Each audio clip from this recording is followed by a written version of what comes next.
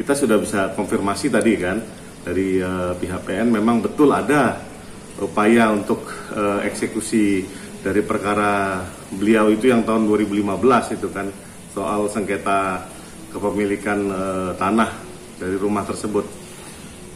Saya pikir kita mesti legowo lah dan mencermati apapun yang terjadi ini kan rangkaian yang tidak terpisahkan dari peristiwa-peristiwa yang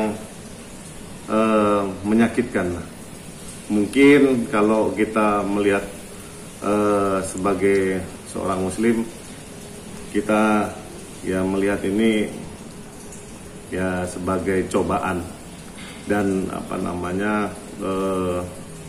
ya sedikit besar sangat-sangat mempengaruhi dari jalan hidup beberapa makhluk manusia yang di dalam perkara ini.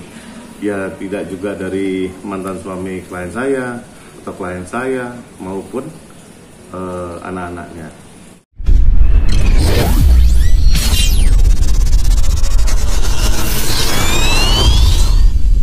Kalau misalnya rumah lokasi dari saudara mantan suami klien saya, Tania Marwah, itu tiba-tiba dieksekusi, ya berarti kan alamatnya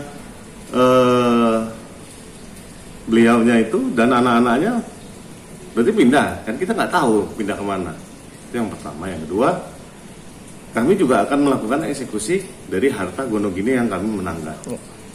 Makanya kami juga bingung ini sebetulnya apakah berita ini benar, tapi kita sudah bisa konfirmasi tadi kan dari pihak PN, memang betul ada upaya untuk eksekusi dari perkara beliau itu yang tahun 2015 itu kan, soal sengketa kepemilikan tanah dari rumah tersebut. Saya pikir kita mesti legowo lah dan mencermati apapun yang terjadi ini kan rangkaian yang tidak terpisahkan dari peristiwa-peristiwa yang menyakitkan. Mungkin kalau kita melihat sebagai seorang muslim, kita ya melihat ini ya sebagai cobaan dan ya sedikit besar sangat-sangat mempengaruhi dari jalan hidup beberapa makhluk manusia yang di dalam perkara ini. Ya tidak juga dari mantan suami klien saya atau klien saya maupun anak-anaknya. Saya pikir kali ini mungkin sekedar nasihat saja.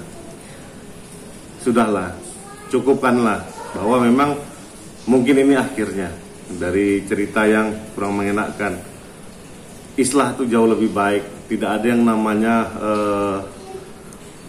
ya terlalu pantang untuk melakukan suatu perdamaian. Tidak ada yang namanya ini terlalu tinggi posisi ego kita untuk tidak melakukan suatu yang baik bagi masa depan anak-anak yang kita perjuangkan.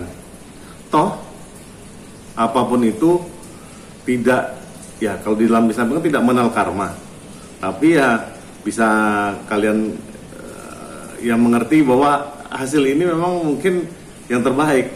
Jadi perkara tahun 2015 ini tahun 2022 akhirnya sudah berkekuatan hukum tetap, dan itu tanah yang ada rumahnya dari mantan suami klien saya akan dieksekusi. Betapa kebetulannya kan begitu. Tapi ya menurut saya sih ya sudah hilang sombongan itu, dan apa yang menjadi haknya yang harus diberikan kepada klien saya tolong berikan.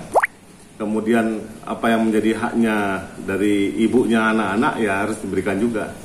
Jadi tolonglah jangan mencoba mengulur waktu, karena Allah itu tidak tidur. Anda sudah buktikan 7 tahun ini akhirnya endingnya begini.